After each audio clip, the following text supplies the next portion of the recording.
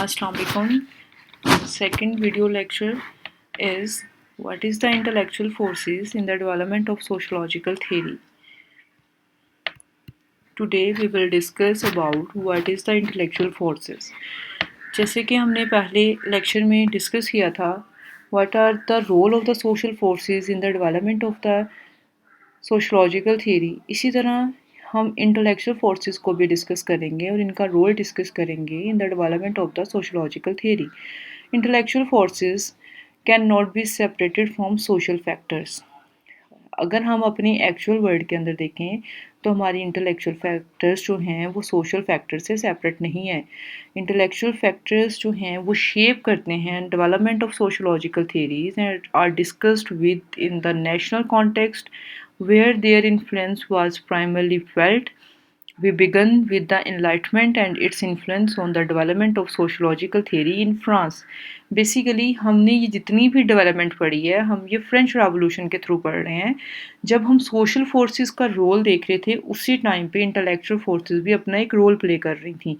बहुत सारे ऐसे इंटेलेक्चुअल फोर्सेस मीन्स कि हम चीज़ों के ऊपर गौर व फिक्र करते हैं. हमारी जितनी भी फ़िलासफ़िकल थॉट्स हैं वो सोशियोलॉजिकल थ्योरीज़ को जनरेट करती हैं, उनके ऊपर इन्फ्लुएंस करती हैं कि हमारा जो टाइम पीरियड चल रहा है उस टाइम पीरियड के अंदर हमारे जो चेंजेस आ रहे हैं उन चेंजेस को हम किस तरह से ऑब्ज़र्व कर रहे हैं, क्या परसेप्शन है, क्या न्यू आइडियाज़ आ रहे हैं, उन न्यू आइडियाज़ को हम किस तरह से एनालिसिस करेंगे और फर्दर हम फ्यूचर सजेशंस की तरफ या फ्यूचर रिकमेंडेशंस की तरफ या आने वाले वक्त में हम इसको चेंज के साथ कैसे लेके चलेंगे, ये काम इंटेलेक्चुअल फोर्सेस का था.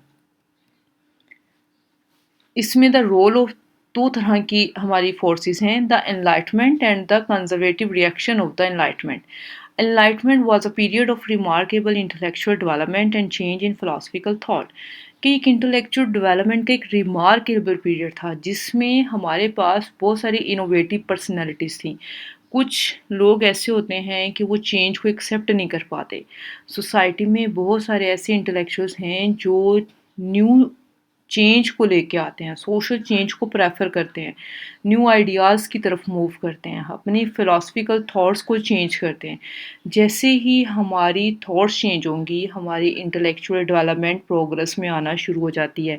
अगर हम कहते हैं कि सोसाइटी में हम किसी चेंज के साथ चल रहे हैं तो सबसे पहले हम अपनी थॉट्स को चेंज करते हैं, हम अपने देखने के नज़रिए को चेंज करते हैं, अपनी परसेप्शन को चेंज करते हैं. चीज़ों के बारे में जब भी हम सोचना शुरू करते हैं अपनी रियल वर्ल्ड के अंदर रहते हुए, किसी भी पर्टिकुलर सिचुएशन के अंदर रहते हुए, तो सबसे पहले हम उसके पीछे उसके बिहाइंड जो हिडन कॉजेज़ हैं, रीज़न्स हैं, हम पहले उनको आइडेंटिफ़ाई करेंगे. और यही रोल एनलाइटमेंट टाइम पीरियड के अंदर था जिसमें हमारी इंटेलेक्चुअल डेवलपमेंट होना शुरू हुई. ये कैसे हमारे लॉन्ग टर्म आइडियाज़ और बिलीफ सिस्टम हैं जो कि हमारी सोशल लाइफ को मेंटेन करते हैं और रिप्लेस करते हैं ड्यूरिंग द एनलाइटमेंट. बहुत सारे प्रोमिनेंट थिंकर्स थे जिनका रोल रहा है एनलाइटमेंट टाइम पीरियड के अंदर और उनके इंटेलेक्चुअल थॉट्स के थ्रू जो है हमने सोशोलॉजिकल थ्योरी के डेवलपमेंट के ऊपर काम भी किया है. जिसमें टॉप ऑफ द लिस्ट जो हैं वो फ्रेंच फ़िलासफ़र हमारे हैं Charles Montesquieu and Jacques Rousseau. The influence of the Enlightenment on sociological theory, however, was more indirect and negative than it was direct and positive. मैंने आपको पहले भी बताया था कि जैसे हम सोशल चेंज जब भी लेके आते हैं तो उसमें हमें नेगेटिव एस्पेक्ट्स हम ज़्यादा फेस करते हैं. हम लोगों की तरफ से जो नेगेटिव रिएक्शन आता है वो ज़्यादा हम फेस करते हैं. बिल्कुल ऐसे ही जब हमारे इंटेलेक्चुअल डेवलपमेंट हो रही थी in the time period of the enlightenment तो उस टाइम पे बहुत सारे इनडायरेक्ट और नेगेटिव एस्पेक्ट्स फेस करने पड़े कंपैरेटिवली या डायरेक्ट और positive aspects. According to the Irving Zeitlin, he put in his sayings, early sociology developed as a reaction to the enlightenment. देखिए जो अर्ली सोशोलॉजी है वो डेवलप ही as a reaction to the enlightenment हुई कि हमने अपनी थॉट्स को चेंज किया, उस बेस पे वो सोशोलॉजी की डेवलपमेंट स्टार्ट हुई. अगर रेवोल्यूशन भी आया तो उस रेवोल्यूशन में बहुत सारे इंटेलेक्चुअल्स ने अपनी थॉट्स को शेयर किया चीज़ों को सीक्वेंस दिया, उस सीक्वेंस के मुताबिक स्टेप लेना शुरू किए, इम्प्लीमेंटेशन स्टार्ट की, तो वो रेवोल्यूशन की नज़र होना शुरू हो गई चीज़ें। और वो प्रैक्टिकली जब इम्प्लीमेंटेशन हुई, तो उस प्रैक्टिकली इम्प्लीमेंटेशन के थ्रू हमारी सोसाइटी रेवोल्यूशनरी चेंज का हिस्सा बनना शुरू हो गई।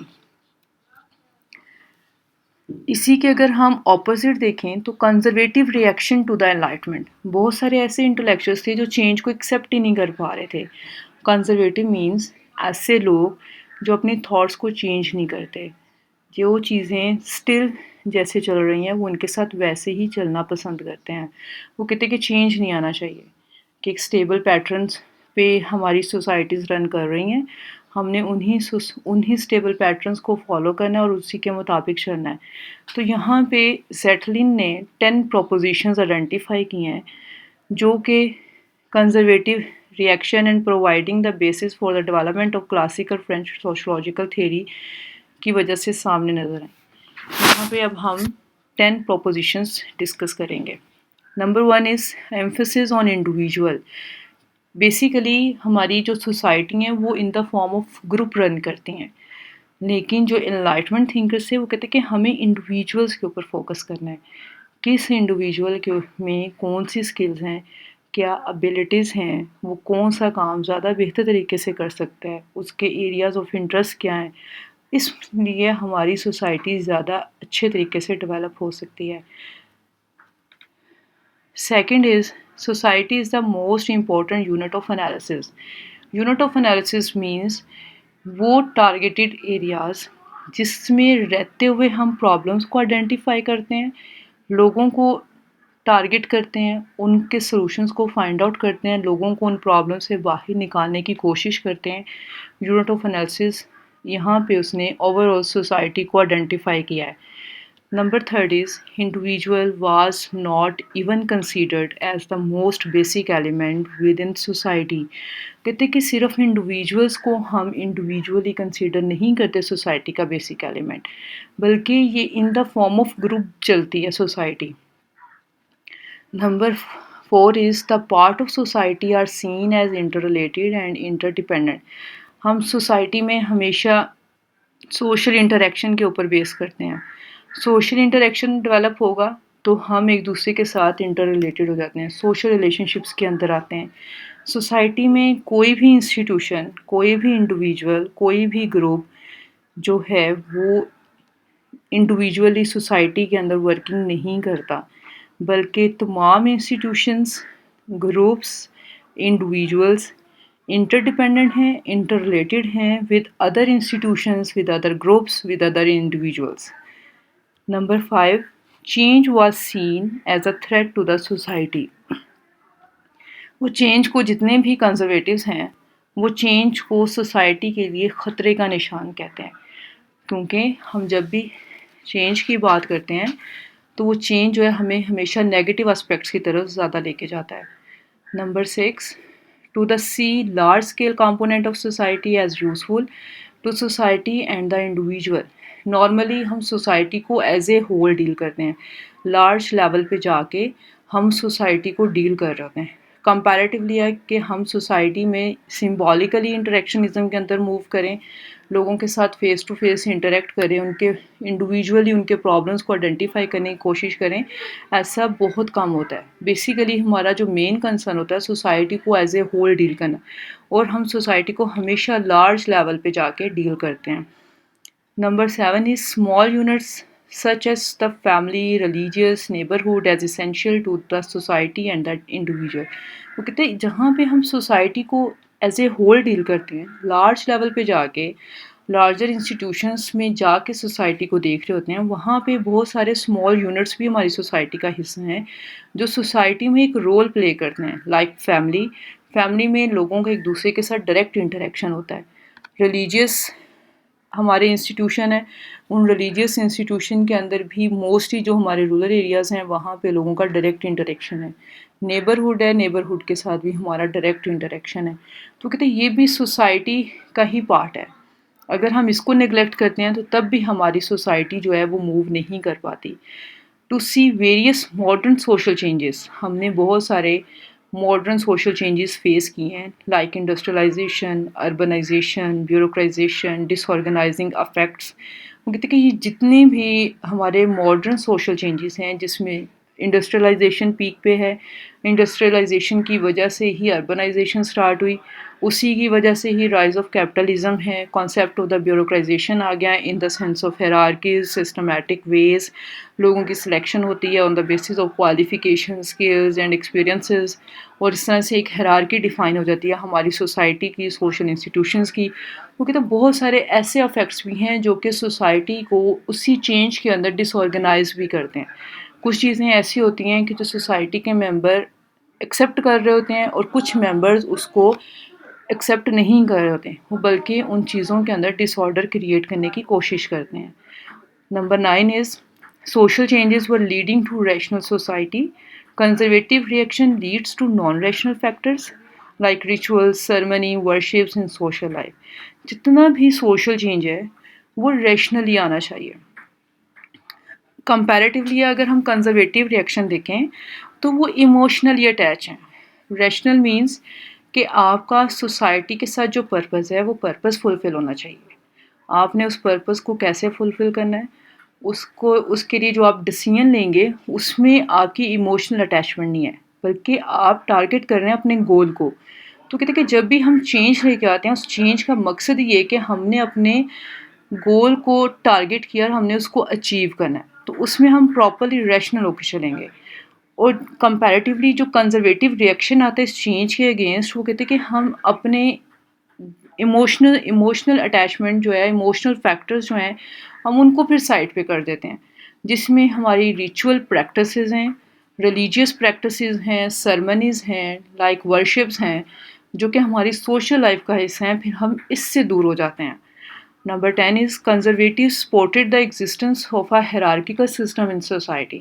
अब कंजर्वेटिव नेचर ऑफ इंटेलेक्चुअल्स जो हैं वो सोसाइटी के अंदर हायरार्किकल सिस्टम को प्रेफर करते हैं। वो कहते हैं कि हमारा जितना भी सिस्टम है वो हायरार्की में नज़र आना चाहिए। जैसे कि पहले डिस्कस हुआ कि हम ब्यूरोक्राइजेशन की फॉर्म में आते हैं। ब्यूरोक्राइजेशन बेसिकली हायरार्किकल सिस्टम को ही आइडेंटिफाई करता है in society, in social institution, कि आपने हायरार्कीज़ जो बनाई हैं वो हायरार्कीज़ सोसाइटी में, उस इंस्टीट्यूशन में, उस ग्रुप में आपका एक स्टेटस आइडेंटिफाई करती है, दूसरों से डिफरेंशिएट करती है। तो जितना भी ये रोल था इंटेलेक्चुअल फोर्सेस का, उस इंटेलेक्चुअल फोर्सेस की वजह से कुछ इंटेलेक्चुअल्स जो थे वो इनोवेटिव नेचर के थे और कुछ इंटेलेक्चुअल जो है वो कंजर्वेटिव रिएक्शन दे रहे थे उस इनलाइटमेंट टाइम पीरियड के साथ। तो इसलिए जब भी हम चेंज की बात करते हैं तो उस चेंज के लिए हमें रैशनल होना पड़ता है। हम रैशनली होकर सोसाइटी की डेवलपमेंट के लिए काम करते हैं। जहाँ पे सोशल फोर्सेस अपना एक इम्पोर्टेंट रोल प्ले कर रही थी in the development of the sociological theory, वहीं पे इंटेलेक्चुअल फोर्सेस भी पैरेलली उनका एक रोल था in the development of the sociological theory. Because जब तक हम अपनी थॉट्स को इन्वॉल्व नहीं करेंगे, सिचुएशन को समझेंगे नहीं, ऑब्ज़र्व नहीं करेंगे, परसेप्शन डेवलप नहीं करेंगे, तब तक हम सोसाइटी में सोशल फोर्सेस के साथ वैसे अपना रोल शो नहीं कर पाएंगे, वैसे हम चेंज को एक्सेप्ट नहीं कर पाएंगे। इसीलिए चेंज जो है वो हमारी सोसाइटी की बेसिक रिक्वायरमेंट है।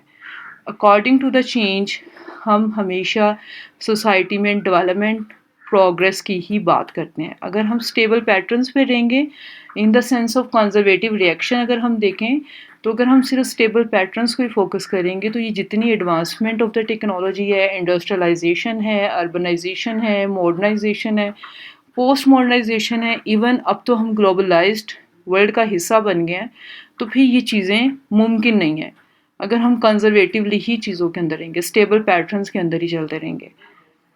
Thank you.